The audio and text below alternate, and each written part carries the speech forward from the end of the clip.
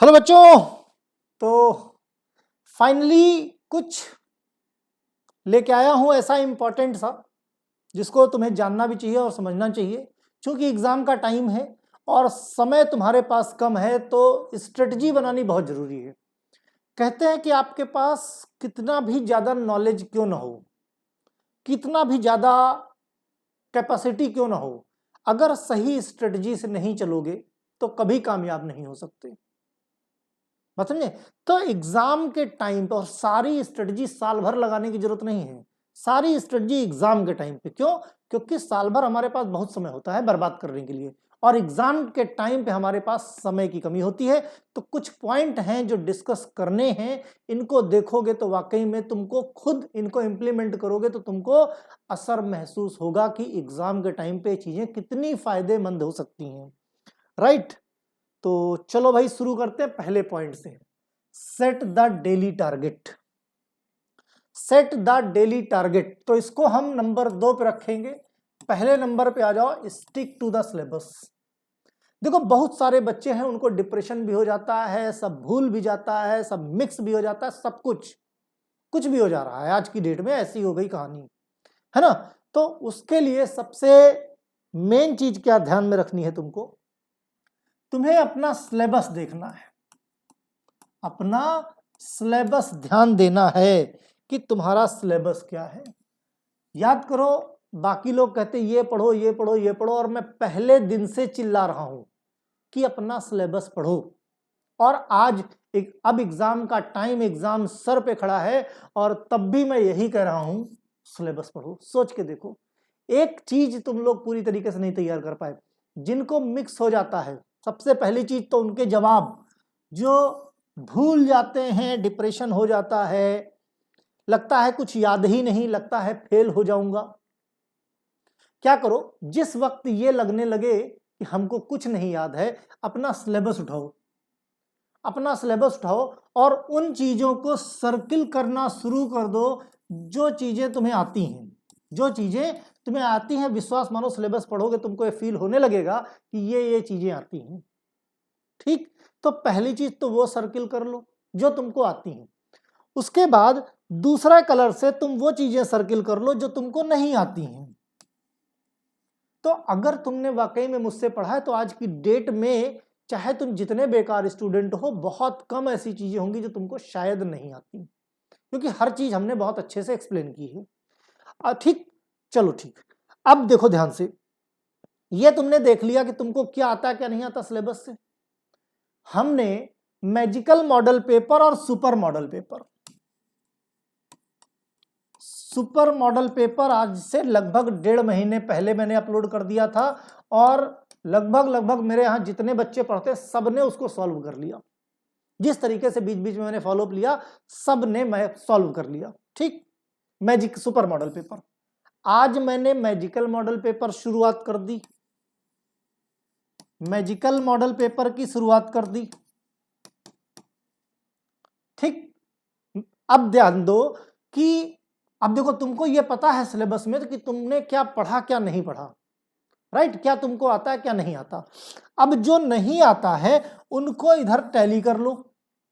जो छूटी हुई चीजें हैं, कहीं ऐसा तो नहीं कि वो सुपर मॉडल पेपर या मैजिकल मॉडल पेपर में मैंने दी हैं, क्योंकि दी हैं तो एग्जाम में आने की पॉसिबिलिटी उनकी लगभग 99% बढ़ जाती है, तभी मैंने दी है। ठीक, तो इस कंडीशन में अगर वो चीजें तुमको पता है कि तुमको नहीं आती हैं तो उनको रट डालो, क्योंकि अगर इधर है तो इधर छोड़ना नहीं है तुमको। भाई ये तुमको आता है, 2 ही 4 चीजें बच रही हैं, कंपेयर कर लो। ठीक, कंपेयर कर लो, और अगर नहीं आता तो रट डालो। सोच के देखो कितना बड़ा पॉइंट है। भाई जो तुम्हारी छूट रही थी चीज, वो एग्जाम में आ जाए, कितना पछतावा होगा। तो वही 10 मिनट निकाल के पढ़ लो। नहीं समझ में आता तो मैं बैठा हूं, मुझसे बताओ। ठीक, ये 2 चीजें तुमने नहीं पढ़ी है, मेरे super model paper magical model paper में नहीं है, क्रॉस, कोई जरूरत नहीं, नहीं पढ़ी, छोड़ दो, कुछ नहीं। अब तुम्हारे पास क्या है क्राइटेरिया, तुमको जितनी चीजें हैं वो सब आती हैं। अब क्या करो, शीशे के सामने खड़े हो जाओ, शीशे के सामने खड़े हो जाओ, एक एक पॉइंट लिख लो। किस पे? एक पेपर पे, और शीशे के सामने अपने आप को पढ़ाना शुरू करो। वही पॉइंट अपने आप को पढ़ाना शुरू करो, शीशे के सामने बोलने की प्रैक्टिस करो। एक बार मुंह से बोल दोगे चीजें याद हो जाएंगी। नहीं शीशे के सामने बोलना, तुम्हारे घर में छोटे बच्चे हैं उनको बिठा के पढ़ा दो, वो चीजें उनको बिठा के पढ़ा दो। ये भी नहीं हो सकता, कुछ दोस्त बुला लो, कोशिश करो ग्रुप स्टडी की, तुमने क्या पढ़ा हमने क्या पढ़ा, एक दूसरे को एक्सप्लेन करो, जीवन में कभी नहीं भूलोगे। बात समझे? तो इस तरीके से हर सब्जेक्ट में तुमको करना है। सिलेबस उठाओ, क्या आता है और क्या नहीं आता है अलग अलग कलर से कर लो। जो नहीं आता उसको चेक कर लो एक बार, मैजिकल मॉडल पेपर और सुपर मॉडल पेपर में दिया तो नहीं है, और अगर दिया है तो तुमको याद करना है एनी हाउ। फिर तो तुम्हारी किस्मत बहुत अच्छी अगर तुमको ये चीजें पता चल गई। एग्जाम से पहले हमारी गलती कोई बता दे, इससे अच्छा कुछ हो सकता है क्या? कुछ नहीं हो सकता, राइट? तो यहां से क्लियर, मैक्सिमम चीजें तुमको आ गई, और जिस कंडीशन में ये तुम्हारे दोनों तैयार हो गए तो समझ लो किसी की हैसियत नहीं कि तुम्हारी बैक लगा दे। इस लेवल का कॉन्फिडेंस रखो, समझ लगे नहीं? भाई पढ़ा है तुमने साल भर, किस बात का डर? छोटा सा कोर्स है, क्यों डर रहे हो? और भरोसा करो मुझ पे, जिस वक्त एग्जाम में तुमको ये लगने लगे, जिस वक्त कि तुम भूल रहे हो, आंखें बंद करना और ध्यान देना मेरी तरफ कि मैंने क्या तुमको पढ़ाया है। विश्वास मानो तुम्हारे क्लासरूम में तुम्हारे कानों में मेरी आवाज गूंजेगी और तुमको याद दिलाएगी वो चीज क्या थी।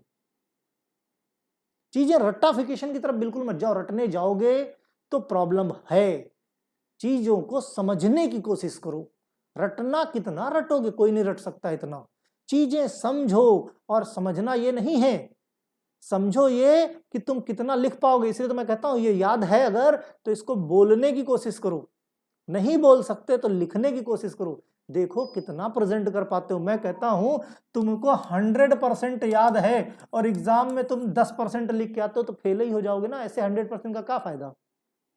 इसलिए आज की डेट में अगर नया तुमको कुछ भी पढ़ना है तो वो super model paper, magical model paper में कोई नई चीज आई है जो तुमने नहीं पढ़ी तो वही नया पढ़ना है, बाकी पिछला पूरा पूरा रिवीजन करना है, नया कुछ भी नहीं। स्टिक टू द पॉइंट, बात समझे? अब देखो, ठीक है, तो स्टिक टू द सिलेबस हो गया, फायदा देख लिया तुमने। अब सेट द डेली टारगेट, जो भी तुम्हारे पास है आज, अभी जो भी 1-2 दिन जो कुछ भी बचा है, सुबह सुबह ही एक पेज पे टारगेट सेट कर लो कि पहले ये करूंगा, पहले ये करूंगा, पहले ये करूंगा, पहले ये करूंगा। सोने के टाइम पे सिर्फ एक टारगेट रखना, दिन भर जितना पढ़ा है उन सबका तुमको रिवीजन करना है। इस तरीके से तुम अपना टारगेट सेट कर लो। Identify your weakness, identify your weakness का ही पॉइंट था क्या, कि क्या तुमको नहीं आता है वो। दूसरी तुम्हारी सबसे बड़ी जो वीकनेस है वो क्या है, अभी बताऊंगा तो हंसने लगोगे।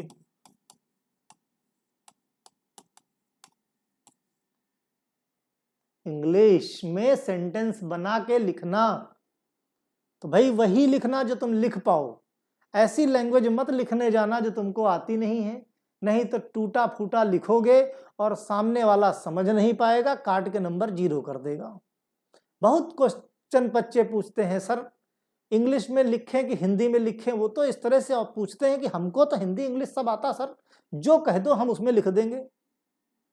लेकिन फिर इंग्लिश में दूसरों को देखी देखा लिखने की कोशिश करोगे और आधे से ज्यादा सेंटेंस गलत करके आ जाओगे, तुम्हारा आंसर गलत हो जाएगा, जो तुम समझाना चाह रहे हो सामने वाला समझ नहीं पाएगा और नंबर 0 कर देगा। तो कोई फायदा नहीं, नया नया एक्सपेरिमेंट करने का समय नहीं है। जिनकी साल की शुरुआत है, जो फर्स्ट ईयर में, वो सेकेंड ईयर से कोशिश करना अंग्रेजी पढ़ने की, लेकिन अभी की डेट में वही सिर्फ, मैंने कहा ना कोई नया एक्सपेरिमेंट नहीं। नए एक्सपेरिमेंट के लिए तुमको सिर्फ और सिर्फ ये 2 पेपर हैं जिसपे कर सकते हो और कुछ नहीं, ठीक है? तो अपनी वीकनेस को आइडेंटिफाई करो और उसको दूर करने की कोशिश करो। टाइम मैनेजमेंट यही तो नहीं होता। बच्चों का कहना है कि सर जी जो आपने, भाई मैंने 1.5 महीने पहले सुपर मॉडल पेपर दिया है ना, 1.5 महीने पहले मैंने सुपर मॉडल पेपर दिया, और बच्चों से पूछता हूं हुआ, तो बच्चे कहते हैं कि सर किसी को 3 दिन लग रहा है, किसी को 4 दिन लग रहा है, और जो बहुत ब्रिलियंट बच्चे हैं वो कहते हैं सर 4 से 5 घंटे लग रहा है। मैंने पूछा भाई क्यों, क्यों लग रहा है ऐसा? बोले सर बहुत लेंदी है, बहुत लेंदी है। भाई जिनको लगता है लेंदी है, मैं कहता हूं ठीक लेंदी है, क्वेश्चन कितने, क्वेश्चन कितने, लॉन्ग में 6 करने हैं, शॉर्ट में 10 करने हैं, ये 5-5 नंबर के, ये 3-3 नंबर के, यही तो कहानी है। अब ये बताओ, एग्जाम का भी पैटर्न तुम्हारा यही है, ये 6 क्वेश्चन करने, ये 10 क्वेश्चन करने, वही मैंने दिया।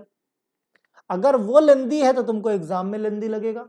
मैं कहता हूं पूरा चैप्टर का नाम पूछ लूं मैं, तो पूरा चैप्टर थोड़ी लिखना है तुमको, तो उतना लिखना जितना 3 नंबर या 5 नंबर में लिखना है। लेंदी कहां से हो गया? और भाई हम कुछ भी पूछ डाले, तुमको 5 नंबर भर का ही लिखना है, तुमको 3 नंबर भर का ही लिखना है जिसमें आया है, तो वो लेंदी नहीं है।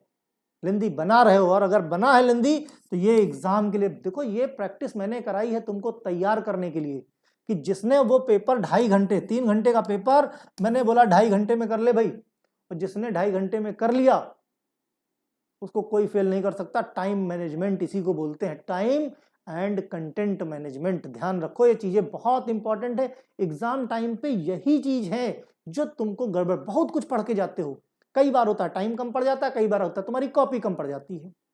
अब सोच के देखो, तुम पढ़ के गए हो बेटा, कोई क्वेश्चन तुमको आता है, तुम्हारी कॉपी छीन ली जाए, अंदर से कितना पछतावा होगा कि अरे यार थोड़ा सा इधर उधर मैंने कर लिया होता, सर की बात मान ली होती, 2 क्वेश्चन छूट गए। क्वेश्चन छूटे नहीं कि यूपीबीटी में बैक लगी, अभिशाप है, सोच लेना। क्वेश्चन तो छोड़ना ही नहीं है, आए चाहे ना आए कैसे भी करके करना है। तो सोचो, अगर थोड़ा सा सामने वाला एग्जामिनर पता लगा, सोचो तुम लिख रहे हो, अभी 2 क्वेश्चन बचे, वो कॉपी छीनता हुआ आ रहा है, हार्ट रेट क्या हो जाएगा, बहुत गड़बड़ हो जाएगा, है ना। तो ऐसी गलती मत करना। कुछ बोलता हूं तो बहुत सोच समझ के, इतने सालों का पढ़ाने का एक्सपीरियंस है तभी ये बातें बोल पा रहा हूं बेटा। और जो बच्चे तुम्हारे साथ के निकले हैं, तुमसे पहले निकले हैं, उन सब का एक्सपीरियंस है मेरे पास, आके बताते हैं कि उन्होंने क्या गलती करी, तो वो गलतियां तुम ना रिपीट करो, इसीलिए तुमको हम जगाते रहते बीच बीच में। बहुत सारे बच्चे बोलते रहे सर जी बैक बैक बैक करते रहते हो, कुछ नहीं। मैं भी कहता हूं बिल्कुल बैक नहीं आनी चाहिए, लेकिन आपको बुरा पता होना चाहिए कि क्या हो सकता है, तभी आप जो है अच्छे की तैयारी कर पाओगे बहुत अच्छे तरीके से, राइट। फिर नेक्स्ट पॉइंट आता है प्रैक्टिस। जो चीजें तुमको नहीं आती आइडेंटिफाई करो, जो चीजें याद नहीं होती उसकी प्रैक्टिस उतनी ज्यादा कर लो, चीजें आ जाएंगी। लर्न विद द पिक्चर्स, कोशिश करो चीजों को लेआउट बना बना के। जो नहीं आता है, मैंने जैसे केमिस्ट्री में बताया बच्चों को कि स्ट्रक्चर बनाओ, A4 साइज पे बनाओ, जहां पढ़ते हो वहां चिपका लो, वहां पे पीछे चिपका लो कि भाई ये तुमको पढ़ना है, ठीक। तुमको क्लासिफिकेशन नहीं याद होते, लिख लिख के चिपका लो, चीजें याद हो जाएंगी। लिख लिख के चिपका दो तो चीजें याद हो जाएंगी। तो पिक्चराइजेशन वे में जब पढ़ोगे तो बहुत अच्छा रहता है। टेस्ट एनालिसिस, अपने आप को समय समय पे टेस्ट करते रहो कि तुमने कितना पढ़ा। उसके लिए हमने टेस्ट सीरीज दे रखी तुमको, हमने सुपर मॉडल पेपर दे रखे थे 1.5 महीने से, अभी हमने मैजिकल मॉडल पेपर देना शुरू कर दिया। समय है तुम्हारे पास, टेस्ट और एनालाइज करो, जहां मिस्टेक होती है उस मिस्टेक को दूर करो, जो कमी है उसको तुरंत दूर करो, अदरवाइज वही कमी तुम्हारी बैक लगवा सकती है। क्योंकि यूपीबीटी बैठा है बैक लगाने के लिए, देख लो क्या स्थिति है, लगातार पेपर कर दिया, पेपर कितना। एक है बच्चा, उसका सुबह फोन आया था कि सर मेरा कुशीनगर में कॉलेज है, कुशीनगर में कॉलेज है, और ग्रेटर नोएडा जो कि उसके यहाँ से 600 किलोमीटर पड़ता है, वहां उसका सेंटर गया है। मानना मेरे भी बस की बात नहीं है कि ऐसा कैसे हो सकता है। मैंने यही कहा भाई कॉलेज वालों से बात करो, वो बीटी से बात करेंगे। ऐसा थोड़ी है 150 किलोमीटर तक, समझ आता है 600 किलोमीटर थोड़ी सेंटर कोई डाल सकता है। ये स्थिति है। तो इस स्थिति में बच्चे की बैक नहीं और क्या लगेगी, चाहे जितना पढ़ के जाओ। तो एग्जाम टाइम की वो के लिए बिल्कुल भी तुम ये मत करना कि एग्जाम टाइम पे पढ़ लेंगे। जो करना है अभी करना है, जो करना है आज करना है, याद रहे। और जितना पढ़ो उससे कहीं ज्यादा रिवीजन करो। बिना रिवीजन के पढ़ाई का कोई मतलब नहीं है। बिना रिवीजन के जितना ज्यादा रिवीजन करोगे उतना ज्यादा चीजें स्ट्रांग होंगी, उतना जल्दी तुमको एग्जामिनेशन हॉल में रिकॉल होंगी। क्योंकि समस्या तो ये आती है, हम पढ़ के तो सब रखते हैं, लेकिन एग्जामिनेशन सेंटर में चीजें हमको याद नहीं आती कई बार। तो वहां पे 2 ही चीज होती हैं, एक तो आपकी प्रैक्टिस की कमी होती है, दूसरा रिवीजन की कमी होती है। जो चीजें पढ़ी हैं वो अपने दोस्तों के साथ उनको पढ़ाओ, या शीशे के सामने पढ़ाओ, घर में छोटे बच्चे हैं तो पढ़ाओ, नहीं हवा में खुद ही बड़बड़ा लो, बंद कर लो कमरा, बंद करके कमरा खुद ही बड़बड़ाना शुरू कर दो। बोलोगे तो तुम्हारी ही आवाज तुम्हारे कान में भी जाएगी, तुम्हारे दिमाग में जाएगी, एक वाइब्रेशन सा पैदा होगा, उस वाइब्रेशन को कभी नहीं भूल पाओगे। इसीलिए अब तो चलो लोग साइलेंट होके पढ़ते हैं। हम लोग जब बचपन में बच्चे थे तो पापा लोग कहते थे जोर जोर चिल्ला चिल्ला के पढ़ो। याद, ये प्रैक्टिस करके देखना, जो चीज तुमको नहीं याद होती बंद कर लो कमरा, चिल्ला चिल्ला के पढ़ने की कोशिश करो, देखो कैसे याद होती है। गारंटी देता हूं याद होगी। ओन स्टडी नोट, किसी के नोट्स पे भरोसा मत करो बेटा, किसी के नोट्स पे नहीं। नोट्स अपने हाथ के लिखे होने चाहिए। मेरी बात को गांठ बांध लो। अगर अपने हाथ के नोट्स तुमने बनाए हैं, उनको एक बार एग्जाम टाइम पे देख लोगे, हाथों से तुमने लिखा है, एक बार एग्जाम टाइम पे देख लोगे, वो नोट्स तुमको जीवन में नहीं भूलोगे। एग्जाम में रिकॉल की जरूरत नहीं है। मैं हमेशा, बच्चे बहुत कहते हैं सर इतने सारे पीडीएफ एप्लीकेशन को उनका प्रिंट करवा दो, प्रिंट ऑप्शन ही नहीं दिया। मैं हमेशा बोलता हूं पीडीएफ है, लिखो, क्या दिक्कत है। जिस वक्त लिखोगे वो तुम्हारे दिमाग में और तुम्हारे आंखों में, विजुअल्स भी तुम्हारे दिमाग में चलता रहता है। तो वो नोट्स जो तुमने हैंड रिटन बनाए हैं उससे बेस्ट कुछ नहीं होता। ठीक, स्टडी का एक पॉइंट, ऐसा नहीं कि कभी उछल के उस कमरे में पढ़ लिए, कभी उस जगह, एक जगह डिसाइड करो, वहीं बैठ के पढ़ो, मन ज्यादा लगता है, कंसंट्रेशन ज्यादा। और सबसे बड़ी चीज लास्ट में एग्जाम का टाइम आया है, अपने मोबाइल में आने वाली रील से, क्योंकि कोई ऐसा नहीं है रील चालू करे और बंद करे, ऐसा तो है ही नहीं कोई। जब रील चालू होती है तो फिर उंगलियां ऐसे ऐसे स्लाइड, 1 रील 2 रील 3 रील, और थोड़ी देर बाद पता चलता है कि 1 घंटा बीत गया। बहुत, मतलब तुम्हारे लिए, एक स्टूडेंट के लिए ये पॉइजन है रील, ये समझ लो, पॉइजन का काम करती हैं, जिसका असर बहुत देर से पता चलेगा बेटा, लेकिन बहुत ही भयानक होता है। तो रील से तो एकदम दूर हो जाओ, घंटों वेस्ट हो जाते हैं। हम सोचते हैं चलो बोर हो गए थोड़ा सा देख ले, देखना शुरू करो। मैं कहीं बाहर थोड़ी, मैं भी उसी में हूं, लेकिन कभी कभी 2-2 घंटे चले जाते हैं उसी में। देखता ही नहीं हूं मैं, देखता ही नहीं हूं। तो कोशिश करो मोबाइल को सिर्फ और सिर्फ किसके लिए, एप्लीकेशन है, यूट्यूब है, जो तुम्हारा कंटेंट पढ़ने के लिए इस्तेमाल करो। बाकी किसी से कोई कांटेक्ट नहीं। 15-20 दिन के लिए अपने आप को भूल जाओ कि तुम दुनिया में हो, और घर वालों से भी बोल दो कि हमको भूल जाओ भाई कि हम दुनिया में हैं। बंद करके 10-15 दिन सिर्फ पढ़ो और एग्जाम दो, बस 2 ही काम रखो अगर पास होना है। क्योंकि पास करना बड़ा आसान काम होता है, लेकिन आज की डेट में जो तुम्हारी डेट शीट दी है, जो तुम्हारा टाइम टेबल दिया है, ये टाइम टेबल बढ़िया नहीं है, ये बहुत बेकार है। तो ऐसे टाइम टेबल, भाई ये चैलेंज है, और चैलेंज तुमको एक्सेप्ट भी करना है, तुमको बीट भी करना है, तुमको पास भी होना है, समझे।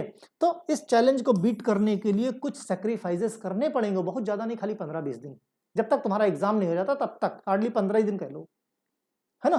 तो तब तक के लिए भाई रील से दूर हो जाओ, किसी की गर्लफ्रेंड है तो उससे दूर हो जाओ, दोस्त है तो दोस्तों से दूर हो जाओ, कोई नशा करते हो तो नशे से दूर हो जाओ, कोई टीवी मूवी देखता है तो उससे दूर हो जाओ। कुछ दिन ही बचे हैं, ये कुछ दिन अगर सैक्रिफाइस कर लिए अपने शौक के साथ, खाना आधा पेट खाओ, कोई जरूरत नहीं भरपेट खाने का, और हेल्दी खाओ, क्वांटिटी मत खाओ, क्वालिटी पे भरोसा करो। कुछ दिन के लिए सोना कम कर दो, डिसिप्लिन्ड मेंटेन रहे, 6 घंटे से 7 घंटे अच्छी नींद ले लो, इससे ज्यादा की जरूरत नहीं है। ये जो सोने वाले तो 12-12 घंटे भी सोते हैं। कुछ ये बहुत बारीक पॉइंट हैं, अगर इनको कंसीडर करते हो तो चांसेस बनते हैं तुम्हारे पास होने के। अदरवाइज समय खुद बताएगा कि मैंने क्या कहा, तुमने कितना % फॉलो किया और कितना % नहीं किया, राइट। तो बताना मेरा काम है, और मैं अपना काम बखूबी कर रहा हूं, मुझे पता है।